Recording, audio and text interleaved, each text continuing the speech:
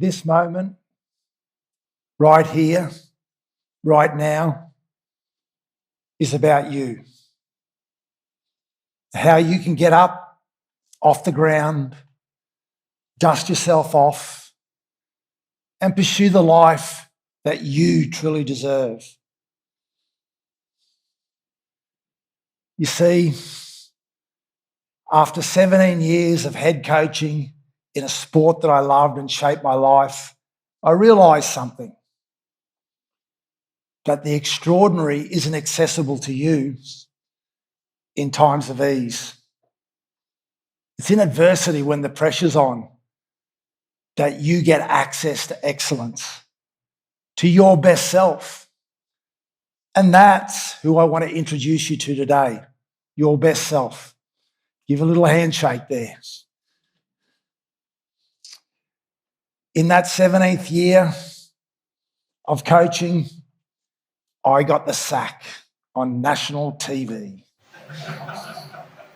Not because I didn't know my craft, not because I wasn't working hard, but because where that information was coming from, my state.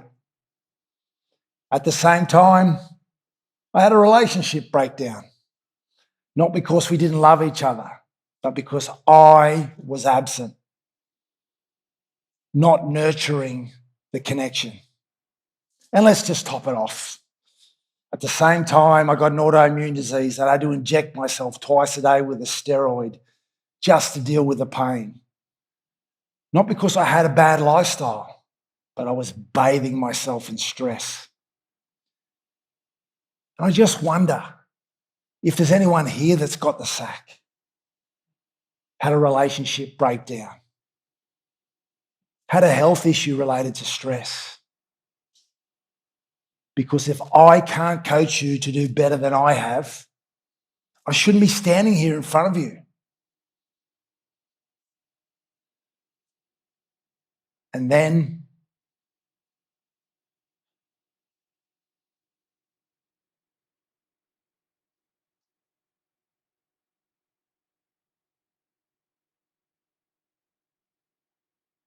in that silence that we all just experienced, I realised it wasn't empty. It was full of my conditioning, a lifelong training program that so many of us don't even know we're running in. And that noise that you just experienced inside your head, that has the biggest impact on your personal performance, on your health and well-being, on your relationships. And where's that noise coming from? Who has the biggest impact on that noise? That's right, you do. And that's who I'm talking to today, not the person sitting beside you, but you, the person that got you dressed this morning. If someone else got you dressed, respect. So stop. Take a second, and everything I'm about to share with you on this journey that we're going to go through in this short period of time, put it through a personal lens. Because I don't think or believe what I'm going to share with you is useful. I know it is. Not just because of the impact it's had on my life, but the over 15,000 people I've worked with in the last decade. So take hold of something out of this so you get to access your best self.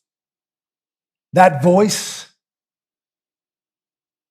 that you just heard in your head that shapes your energy and your state, it comes in two forms: as your tormentor or your mentor. Your tormentor is a threat-driven response that activates the sympathetic nervous system, what we like to call fight or flight. And you need to know that your brain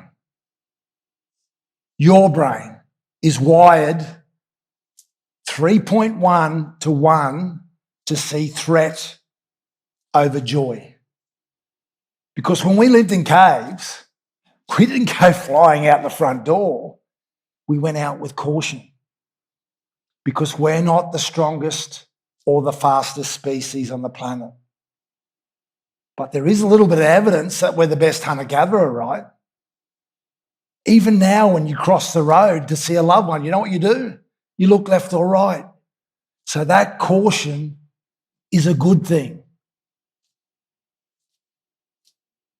if you're aware of it. I like to call our Tormentor the loud fan. Come on, you've all been to that sports game. You've got the best seats in the house. You're so excited to see your team play. And then that person that you didn't pay to come and see stands up, starts abusing the ref, screaming at the opposition, even yelling at their own players. And do you know why they do it? Because they care. They actually care deeply, just like your Tormentor does. I've got a suggestion for you here. As soon as that person stands up, say, excuse me, not now. Not now. We didn't come to hear that language today. They'll turn around, look at you, shake their head, sit back down in their seat and fidget for a little bit, and then they'll settle. You deal with that in the 75th minute, put your seatbelt on, because all the emotional momentum that's been heading out there is coming straight for you. Be aware. Not now. Not now. Sit down. And then there's your mentor that takes you to your internal reservoir of wisdom, a place that so many of us have forgotten to visit. It's right there. And this activates your parasympathetic nervous system, giving you access to calm, to clarity and connection, giving you access to these things. I like to call it your quiet coach. I don't know why I came up with that. And like all great coaches, they tend to wait for you to go to them. They're not going to come to you. And when you ask them questions, oh my God, they can be a little annoying. You know how they answer questions? With questions. That's a good question, Matthew. Why did you get the sack? But they do this because they know the answers, the best answers are in this internal library that's sitting there right inside you. And the question that got me on the right trajectory was this: what can you take responsibility for here, Matthew? So I needed to work out what was going on with me. So first of all, I had to work out where that conditioning, remember that quiet noise that we had, where it was coming from. And Dr. Bessel van der Kolk's work really set me in the right direction. And what Dr. Bessel van der Kolk shares is everything you think, everything you feel, and everything you do leaves a chemical footprint in your body. And at that stage, the footprint in my body was like a herd of wild buffalo screaming through a rice paddock. You see, the body keeps score. Stress plus toil equals disease. But your body also holds a solution. Stress plus rest equals growth. Stress gets a bum rap in modern life, doesn't it? But so many of us have chopped off its co-collaborator, recovery. You know this. You go to the gym and guess what? You stress your body. You go away and recover, and you get muscular, cardiovascular growth. The same when you learn. There's this information. It's a bit overwhelming at first. You go away from it, you reflect, and that information turns into learning, turns into knowledge. Stress plus rest equals growth. See, you can't outthink your conditioning, but you can retrain it with the right formula. Oh. See, I thought I had a mindset issue when I got the sack. I thought I had to learn more to be smarter. But I was wrong. I had a biological issue, a physiological issue. How about I give you an example that's a lot easier to absorb? You go to your favourite cafe, you get your coffee, I'll have a donut. And then all of a sudden you've had 3. Guilty? You know that's not good for you, right? Just like when you get on your phone. They say this is a young person thing, I wish it was. And then an hour later after doom scrolling, you know that that's not good for your mind, your body, or your energy, right? So many of us wait for the negative consequences before we do anything about it. Wait until you're injured. I don't want you to do that. So I had to come up with a game plan because my quiet coach understands my background. But I know this game plan works. So the first thing I needed to do was to understand my mind. Then I had to come up with a 3-step process that works. Because what I learned through coaching over a long period of time, not just athletes, but executives, if you go past 3 steps, it dilutes the potency and the effectiveness of the strategy. And then I had to use my strategic strength to reverse engineer things, to work out what doesn't work, what's bad, so I could understand how it works. Strange, I know, but that's just me. But I wanted you to understand that before I share the next bit with you. See, Dr. Stephen Porges' work tells us that your brain, remember your brain, who I'm speaking to here, okay, is an amazing piece of software, but it can't tell what's real, remembered, or imagined. It's not its job. Its job is to keep you alive. You'll get this next bit. You know what they call remembered threat? Depression. You know what they call imagined threat? Anxiety. I ask you this question. How long does real threat normally last? A finite period, normally short, yeah? How long does remembered or imagined threat last? Oh, as long as you make it. A week, a month, a year, a decade. Bit of bad news coming, so brace yourself. That is the biggest cause of heart disease, cancer, autoimmune disease on the planet. Perceived threat. So I've got a question for you then. If that's the biggest cause of bad stuff, what are the outcomes of imagined or remembered joy, love, elation? I invite you to answer that in your head. I ask that to you again. What are the causes, the outcomes of imagined joy or elation? Hold on to that answer. And can I ask one more favor here, just for 1 minute? I want you to remember one of the greatest events of your life. The birth of a child, a wedding, an amazing holiday. Just hold on to that for me for 1 second while I do my reverse engineering. If I was to hear an explosion now, I go like that immediately. Did you see that? You've done it. You understand. My whole body responds. Every muscle tenses. I'm ready for fight, probably more flight.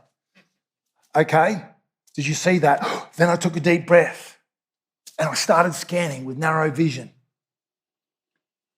I want to remind you of the order there.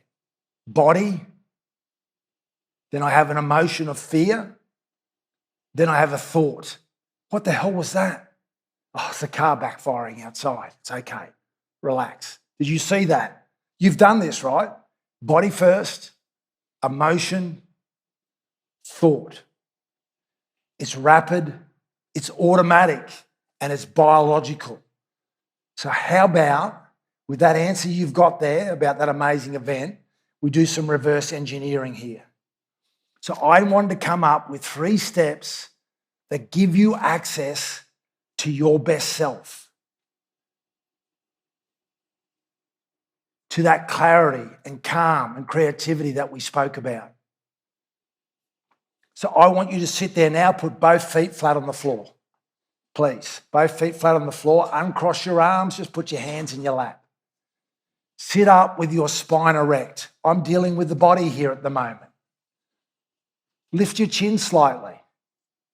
Allow the outsides of your mouth just to go up a little bit. Yeah, it's called a smile. Just a little bit. No one can tell you're doing it. Now let your vision scan the room to the furthest part, halfway, and then maybe even look at your hand. Keep that posture going. Keep that scanning going. Now breathe in through your nose for 4 seconds. Out through your nose for 6 seconds. And now let your shoulders and your jaw relax. Keep that posture. Keep that vision. Keep that breathing cycle going. Now recall that event that you had in your head. Where was it? When was it? Who was there? How did it feel? This didn't feel good. This felt amazing, extraordinary. I want you to locate where you're feeling that feeling in your body. And everyone's having a crack here. I like it, but come on, let's go from 6 out of 10 to 8. Come on. Sink into that feeling a little more. 8 out of, give me 10 seconds of 10. Come on. And now as you do that, with your thought process, I want you to attach thoughts that serve you. How amazing have the speakers been here today? How lucky am I to be at this event, to share this space with all these people that have shown up? The food was pretty good too. If you could hang on to that micro practice for 60 to 90 seconds, remember that chemical footprint we talked about with the bad stuff? You've just started to, if you smiled, serotonin just got dumped into your system, which isn't just our happiness hormone, it optimizes our digestive system and our liver function.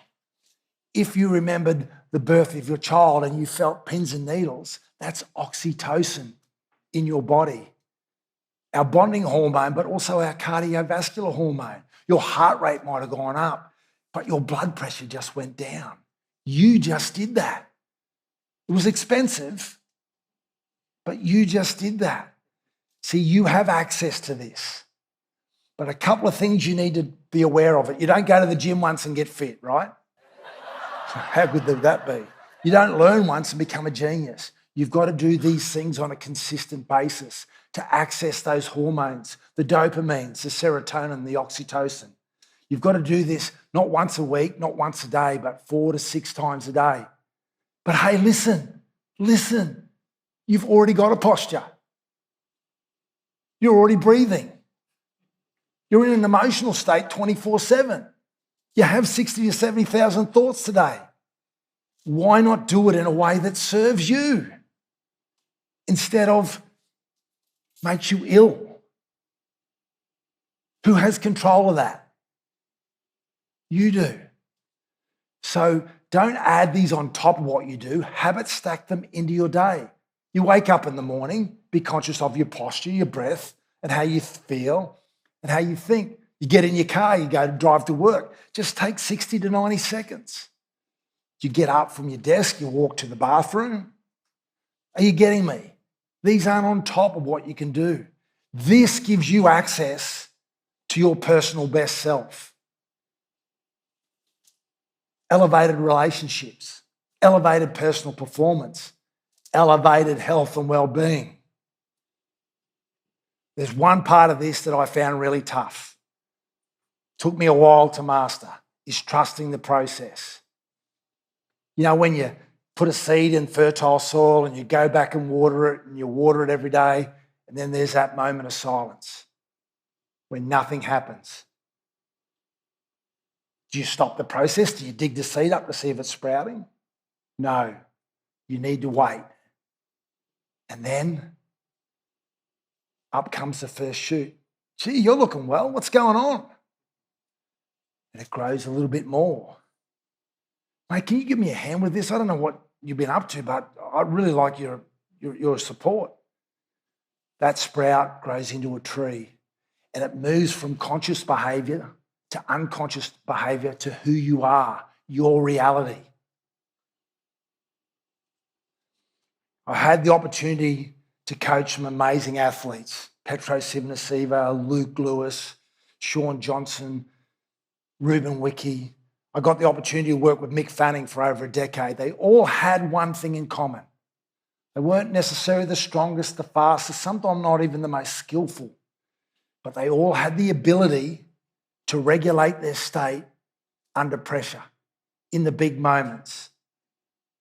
And it didn't happen by accident. They didn't get hit in the backside by a rainbow. They practiced it every day when they got up at training. They did this every day. You can do this. You have access to that energy right now. I just suggest that you stop spending your time on your tormentor and start investing it into your mentor. And the next time your tormentor starts talking in your head, just cut it off and say, not now. Actually, stand up with me. Come on, everyone, stand. You need to stand up anyway. Get that posture going. Not now. Come on, say it with me. One more on the top of your voice. Not now. Sit down. Now I want you to get back into that posture. Take that breath. I want you to go to your internal coach and say, what is it that I need to do now? That advice that you just got then off your mentor, that's the best advice you're going to get today. Thank you.